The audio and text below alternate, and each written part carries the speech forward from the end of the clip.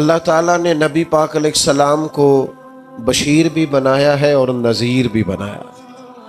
حضور ڈر بھی سناتے ہیں، خوشخبری بھی دیتے ہیں، پر بشیر پہلے ہیں، نذیر بعد میں ہے، اور خوشخبریاں سرکار نے زیادہ سنائی ہیں۔ میں اور آپ جس ماحول میں رہتے ہیں نا، اس ماحول میں لوگ خوش نہیں ہوتے۔ ایک تو کوشش کرتے ہیں خیر کی خبر ہی نہ دیں، کسی بندے کے اندر 99 خوبیاں ہوں گی بیان نہیں کریں گے، ایک خامی ہوگی روز بیان کریں گے۔ نتیجہ کیا نکلتا ہے؟ مزاجوں میں خوشی پیدا نہیں ہوتی۔ آہستہ آہستہ انسان غم کا اور غم والی خبروں کا عادی ہوتے ہوتے معاذ اللہ مایوس ہونے لگتا ہے۔ دین اسلام اللہ کی رحمت کی خوشی اور خوشخبری سناتا ہے۔ دین کہتا ہے کہ مزاج خوش رہے۔ ایسا نہیں ہے کہ دکھ بندے کو نہیں آتے، دکھ تو ہمیشہ ساتھ رہتے ہیں۔ جیسے جیسے انسان خود سفر کرتا ہے، دکھ بھی ساتھ سفر کرتے ہیں، ان کے نام بدل جاتے ہیں۔ کبھی بے اولادی کا دکھ ہوتا ہے تو کبھی خدا نہ خواستہ اولاد کسی تکلیف میں ہو تو دکھ ہوتا ہے۔ دکھوں کے نام بدلتے ہیں لیکن وہ موجود۔ ہمارا خیال ہوتا ہے کچھ لوگوں کے بارے میں کہ وہ دیکھو فلانا کتنا بڑا آدمی ہے، شاید بڑا آسودہ حال ہے۔ میں آپ کو تجربے کی بات بتاتا ہوں، جتنا بڑا بندہ بڑا ہوتا ہے اس کا دکھ بھی اتنا بڑا ہوتا ہے۔ لائٹ بند کر۔ میرے عزیز، دکھ ساتھ ساتھ رہیں گے، لیکن آپ اس حقیقت کو بھی سمجھیں کہ نبی پاک علیہ السلام نے فرمایا سب سے زیادہ انبیاء کو تکلیفیں آتی ہیں، اور حضور فرماتے ہیں سب سے زیادہ نبیوں میں سے مجھے تکلیفیں آئی ہیں۔ لیکن حضرت حارث ابن عبداللہ رضی اللہ تعالیٰ عنہ فرماتے ہیں میں نے اتنا مسکراتے کسی کو نہیں دیکھا جتنا مدینے والے محبوب مسکرایا کرتے۔ دکھ تو رہیں گے، تکلیفیں تو رہیں گی۔ اللہ مہنگے مہنگے موبائل دے، آمین تو کہیے، کبھی کبھی چھوڑنے بھی چاہیے، اس پر بھی آمین کہہ دیں۔ دوستو غور کیجئے گا بات پر، دکھ بھی ساتھ رہے لیکن حضور نے مسکرا کے وقت گزارا۔ خوش رہنا نا یہ انسان کا طبی مزاج ہوتا ہے۔ اعلیٰ حضرت فاضل بریلوی فرماتے ہیں جس کی تسکین سے روتے ہوئے ہنس پڑے، اس تبسم کی عادت پہ لاکھوں سلام۔ یہ پوری سیرت ہے سلام۔ فرماتے ہیں تبسم کی عادت، یعنی حضور کبھی کبھی تبسم نہیں فرماتے، تبسم کی عادت پہ لاکھوں سلام۔ یہ تبسم کرتے رہنا، مسکراتے رہنا، یہ حضور کی عادت۔ ہم پتہ کیا کرتے ہیں؟ ہم باہر والے سارے دکھ بھی اٹھا کے گھر لے آتے ہیں۔ بچوں کا دل کرتا ہے ابا جی آئے ہیں، وہ دوڑ کے دروازہ کھولیں، پیار کریں، ابے کے گلے لگیں۔ بیٹیوں کا دل کرتا ہے، اہلیہ نے سارے دن کے کئی مشورے رکھے ہوئے ہیں، شوہر سے کرنے ہیں۔ اماں کا دل کرتا ہے کئی باتیں کرنی ہیں، وہ کہتا ہے میں باہروں بڑا تانگ آیا جی، لہذا میرے سے کوئی بات نہ کرو۔ او بھئی آپ ڈاکٹر ہیں تو ڈاکٹری باہر چھوڑ کے آئیں، آپ جج ہیں تو آپ اپنا عہدہ باہر چھوڑ کے آئیں۔ آپ اگر قبلہ پیر صاحب بھی ہیں تو گھر سے باہر ہوں گے۔ آپ مہربانی کریں، اگر آپ گھر آئے ہیں تو یہاں آپ کسی کے شوہر ہیں، کسی کے بیٹے ہیں، کسی کے بھائی ہیں۔ آپ کو اللہ تعالیٰ نے تمام حقوق آپ کے ذمے لگائیں۔ تبسم کی عادت نہیں، آپ کا لہجہ مسکراہٹ والا ہو، آپ کا انداز خوشی والا ہو۔ حضور خوش رہتے۔ حضرت جریر ابن عبداللہ فرماتے ہیں، سیاستہ میں حدیث ہے، فرماتے ہیں جب بھی مدینے والے محبوب نے مجھے دیکھا، ایک دفعہ نہیں، دو دفعہ نہیں، چار دفعہ نہیں، جب بھی کریم نے دیکھا مسکرا کے ہی دیکھا ہے۔ اللہ کرے آپ بھی مسکرا دیں تھوڑا تھوڑا۔ خوش رہنا بڑا ضروری ہے۔ کچھ بندے نا بیچارے، اس میلاد شریف پہ ایک دوست مجھ سے کہنے لگے، آتے ہیں نا لوگ خبریں لے کے، خطرناک خبریں، اور کچھ لوگوں کے پاس اچھی خبر ہوتی نہیں، وہ جب بھی خبر دیں گے کوئی خوفناک ہی دیں گے، پریشان ہی کریں گے۔ وہ آ کے مجھے کہنے لگے جی مجھے ایک صاحب کہہ رہے تھے 12 تو میلاد ہے ہی نہیں، میلاد کی تاریخ اور ہے۔ بڑے پریشان ہو کے آئے۔ تو میں نے کہا آپ اتنے پریشان کیوں ہیں؟ ہم صرف 12 کو میلاد مناتے نہیں، ہم تو سارا سال ہی مناتے ہیں۔ آج کوئی 12 ہے؟ بول کے بتاؤ نا۔ تو میلاد ہو رہا ہے نا، پریشانی والی کیا بات۔ ایک دن ایک دوست بڑے پریشان آئے، کہنے لگے حضرت صاحب میں نے بڑی آپ سے خاص بات کر۔ میں نے کہا کرو۔ کہنے لگے لوگ مولویوں پیروں کے بڑے خلاف ہیں۔ تو میں اس وقت بھی مسکرایا۔ میں نے کہا پولیس والوں کے بارے میں لوگوں کا کیا خیال ہے؟ وکیلوں کے بارے میں لوگوں کا کیا خیال ہے؟ وابڈا والوں کے بارے میں لوگوں کا خیال؟ میں نے کہا لوگ تو فنکار ہیں اس درجہ کے پل بھر میں، سنگے در کعبہ سے بھی اصنام تراشے۔ تم کون ہو، کیا چیز ہے داغے کبابی، لوگوں نے تو مریم پہ بھی الزام تراشے۔ سلام اللہ علیہ۔ آپ یہ کوئی پریشانی والی بات ہے؟ پولیس والے کون ہیں؟ ہمارا ہی کوئی بھائی ہوگا۔ وابڈا میں کون ہے؟ ہمارا ہی کوئی بھائی ہوگا۔ دینی ماحول میں کون ہے؟ مسجد کے ممبر پہ ہم میں سے کوئی بندہ ہے؟ ہم ویسے ہی ایک دوسرے کے مخالف ہو گئے، خوش نہیں رہنا چاہتے۔ تباً خوش رہیں، مزاج میں خوشی ہو، آپ کا لہجہ میٹھا ہو، شہد ٹپکے، آپ خیر کی خبر دیں۔ جس ماحول میں نبی پاک علیہ السلام کے صحابہ تبلیغ فرماتے تھے وہ پتھر کھانے والا ماحول تھا۔ جس ماحول میں صحابہ کرام لوگوں کو دعوت دیتے تھے وہ شدت والا دور تھا۔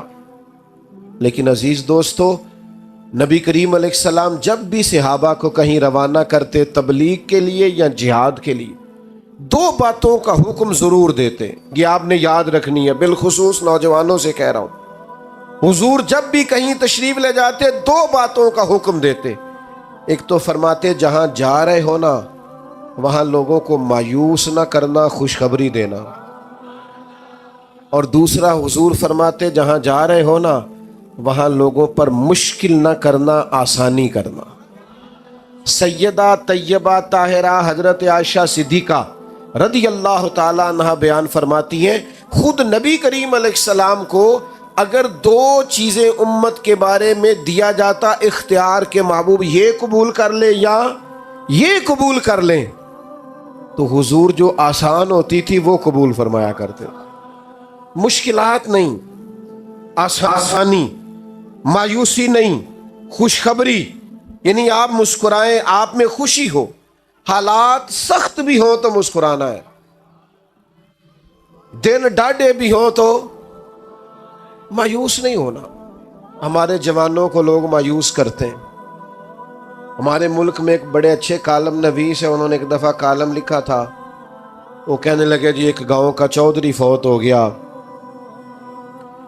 تو وہ پوتا اپنی دادی سے کہنے لگا کہ اب چودھری کون بنے گا؟ تو اس نے کہا بیٹا، اس کا بیٹا چودھری بنے گا۔ تو اس کا وہ فوت ہو گیا، تو کہا اس کا بیٹا، وہ فوت ہو گیا تو اس کا بیٹا۔ تو دادی کہنے لگی بیٹا سارا گاؤں بھی فوت ہو جائے تو چودھری نہیں بن سکتا۔ تو انہوں نے نا وہ یہ واقعہ لکھ کے نیچے لکھا کہ جناب ہمارے ملک میں چند خاص مخصوص سیاسی خاندانوں کی حکومت ہے، غریبوں کے بچے چودھری نہیں بن سکتے۔ تو کالم نویس میں میرا کبھی کبھی ان سے ملاقات ہو جاتی تھی، رابطہ ہو جاتا تھا۔ میں نے فون کیا، میں نے کہا آپ اچھے لکھا رہی ہیں، پر یہ کہ آپ نے ملت کے جوانوں کو مایوس کر دیا ہے۔ کس نے آپ کو کہا ہے غریب کا بچہ چودھری نہیں بن سکتا؟ آپ کچا کر رہے ہیں میری ملت کے جوانوں کو۔ تو میرے ساتھ آ، میں تجھے دکھاتا ہوں غریبوں کے بچے چودھری بنے ہوئے ہیں۔ امیروں کا چودھریوں کے بچے نے تعلیم حاصل نہیں کی تو وہ اسی کمپنی کے باہر گن مین ہے، اور ایک غریب کا بچہ پڑھ گیا ہے تو اسی کمپنی میں مینیجر لگا ہوا ہے۔ یہ آپ کیا بات کرتے ہیں؟ آپ ان بچوں کو کمزور سمجھتے ہیں؟ آپ ان کو کہیں بیٹا تم محنت کر، جد و جہد کر۔ اقبال نے اپنے بیٹے سے کہا تھا پتر دیار عشق میں اپنا مقام پیدا کر، تو نیا زمانہ نئے صبح و شام پیدا کر، اور میرا طریق امیری نہیں فقیری ہے، خود ہی نہ بیچ غریبی میں نام پیدا کر۔ یہ کیا آپ مایوس کر رہے ہیں؟ آپ لوگوں کو تازہ دم کریں۔ دیکھیں نا بدر والے دن حالات سخت تھے، تو صحابہ نے یہ بھی روایت کیا ہے کہ بندے 313 تھے، گھوڑے تھوڑے تھے، تلواریں تھوڑی تھی، زرہیں تھوڑی تھی، لڑائی کا سامان تھوڑا تھا۔ یہ بھی صحابہ نے روایت کیا ہے۔ لیکن اس سخت ماحول میں جب سامنے ہزار کے لشکر سے مقابلہ ہے، جنگی ساز و سامان موجود نہیں ہے، اس ماحول میں بھی وہ حضور کی نعت نہیں بھولے۔ یہ بھی روایت کیا ہے کہ سامان تھوڑا تھا، حالات سخت تھے، پر یہ بھی بتایا ہے، صحیح مسلم میں موجود ہے، حضرت انس بن مالک کہتے ہیں اور جنگ کیا ہونی تھی، حضور نے تو ایک دن پہلے نشانیاں لگا دی تھی، یہاں فلانا کافر مرے گا، یہاں فلانا کافر مرے گا، یہاں فلانا کافر مرے گا۔ علم غیب رسول کے منکر اس حقیقت کو بھول جاتے ہیں۔ غیب مانا کہ راز ہے، لیکن راز اپنوں سے کب چھپاتے ہیں؟ اور کوئی غیب تم سے نہا ہو بھلا جب خدا ہی نہ چھپا رہا۔ وہ کسی ماحول میں بھی خوشی کی باتوں کو بھولا، ہم نہ خوش نہیں ہوتے۔ آپ کا نہیں مجھے پتا، آپ شہری لوگ ہیں، میرا تھوڑا دہی خاندان سے تعلق ہے، کچھ بندے ہر شادی کے موقع پہ ناراض ہو جاتے ہیں، ہر خوشی کے موقع پر کوئی نہ کوئی خطرناک بات کر دیتے ہیں۔ اچھے بھلے سارے لوگ مطمئن ہوتے ہیں، ایک آدھ بندہ ناراض ہو جاتا ہے۔ تو میں اکثر دوستوں سے کہتا ہوں، یہ صرف نا اپنا وزن بڑھانا چاہ رہا ہے، اگر آپ تھوڑا سا ناراض رہنے دیں گے تو ٹھیک ہو جائے گا، کیونکہ بلا وجہ ناراض ہے نا، کوئی شرعی عذر نہیں، سبب نہیں، سبب ہو تو معافی مانگے، بلا وجہ ہی کوئی عذر نہیں، کوئی وجہ نہیں۔ اچھا بھلا خیر کا کام ہو رہا ہونا تو کوئی ناراضگی ہو بھی تو ناراض نہیں ہونا چاہیے، اس کا طریقہ ہوتا ہے یار کہ جب سب خوش ہیں تو ہم بھی خوشیوں میں خوش رہیں۔ لیکن کچھ لوگ تصور خوشی سے عاری ہیں۔ 360 ہڈیاں ڈاکٹر بتاتے ہیں جسم میں ہوتی ہیں، ایک درد کرتی ہونا تو بندہ پوچھتا ہے طبیعت کا کیا حال ہے، کہتے ہیں گھٹنے میں بڑی درد ہے، باقی 359 ٹھیک ہے نا، ان کا بھی تو نام لینا یار۔ جو ایک ایک صرف درد کرتی ہے اس کا ذکر، یعنی ساری نعمتیں گھر میں ہیں، گھر بھی ہے، صحت بھی ہے، بچے بھی ہیں، تندرستی بھی ہے، گھر بھی کشاد، صرف پیسے کوئی نہیں زیادہ، ضرورت کے ہیں بہت زیادہ نہیں، کیا کریں گے؟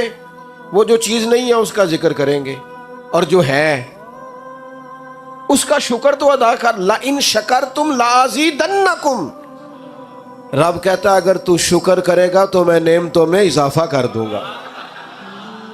اور یہاں علماء تفسیر نے ایک بات لکھی ہے، وہ کہتے ہیں یہ جو کہا نا اضافہ کر دوں گا، اس کا مطلب ہے پچھلی نعمت محفوظ ہو جائے گی، جبھی تو اضافہ ہوگا، تو پچھلی بھی محفوظ ہوگی اگر شکر۔ اپنے مزاج کو خوشی والا کریں۔ وہ حضرت رابعہ بصریہ رحمت اللہ علیہا کے محلے کا ایک نوجوان تھا، تو ایک دن اب وہ تھوڑی آبادی ہوتی تھی تو گاؤں میں محلوں میں جو بچے رہتے تھے ان کا پتہ تو ہوتا ہی تھا، اماں جی جانتی تھی اس بچے کو، تو وہ بچہ ایک دن نکلا تو اس نے سر پہ پٹی باندھی ہوئی، آیا بھی گیا بھی، 2-4 دفعہ 5 دفعہ گھر سے نکلا تو پٹی بندھی ہوئی۔ تو اماں جی فرمانے لگی پتر کیا ہوا؟ کہنے لگا سر درد کرتا ہے۔ فرمانے لگی پہلے تو کبھی پٹی نہیں بندھی۔ کہنے لگا زندگی میں پہلی دفعہ درد کیا۔ اماں جی فرمانے لگی عمر کتنی ہوگی؟ کہنے لگا 40-45 سال ہو ہی گئی ہے۔ فرمانے لگی بیٹا 40 سال رب نے شفا دی، شکر کی ایک پٹی بھی نہیں باندھی، شکر کی ایک پٹی بھی نہیں باندھی، اور آج پہلے دن درد ہوا ہے تو شکوے کی پٹی باندھ کے سارے محلے کو دکھاتا پھرتا ہے۔ تو شکر کی پٹیاں بھی تو کبھی باندھو نا یار، جو نعمتیں ہیں کبھی ان کا اظہار بھی تو کرو نا۔ دیکھو نا میرے نبی پاک کا طریقہ کیا ہے۔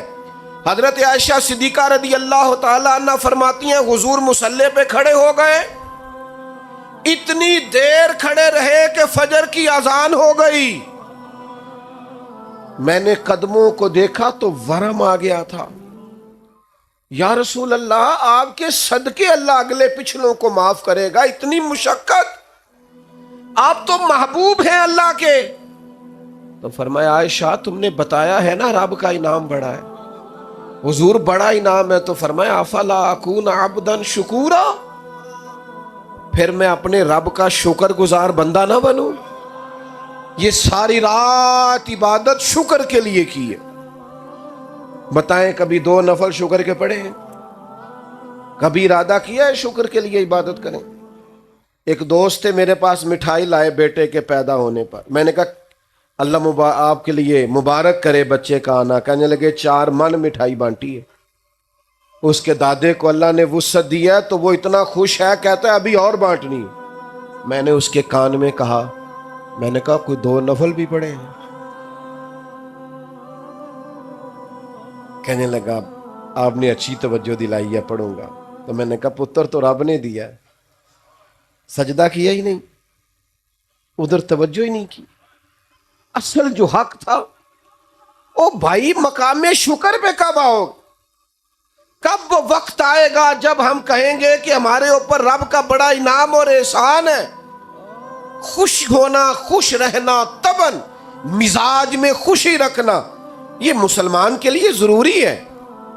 میرے نبی پاک علیہ السلام کے صحابہ سخت وقتوں میں بھی خوش رہتے تھے.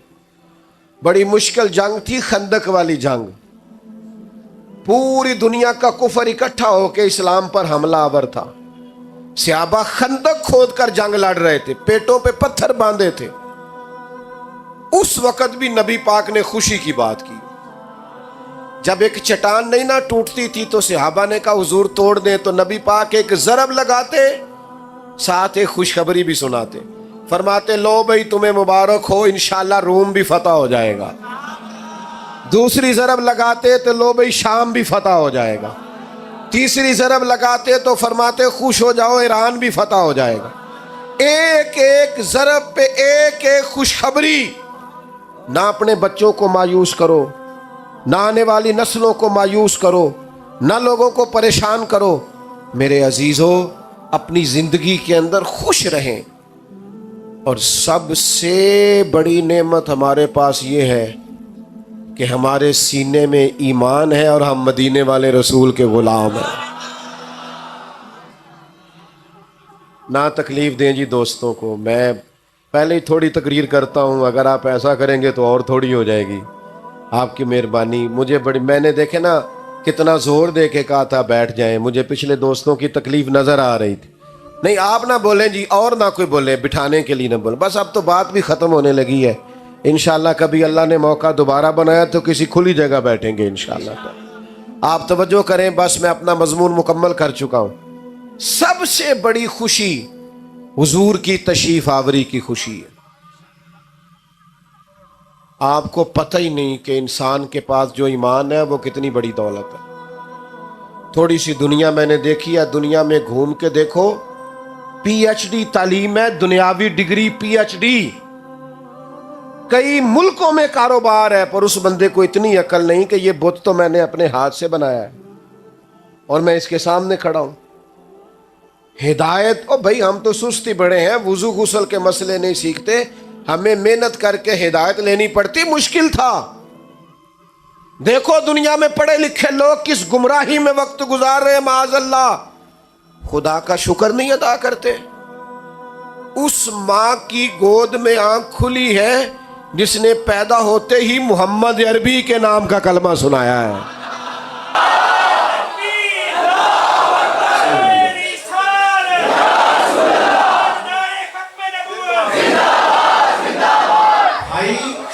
یہ نعمت اتنی بڑی شکر کے قابل ہے. یہ تو قیامت میں پتہ چلے گا نا جب مومنوں کو اللہ شان عطا فرمائے گا. حضور نے فرمایا جہاں جہاں وضو کے قطرے لگتے رہے جسم کے وہ حصے 14ویں کے چاند کی طرح چمکیں گے.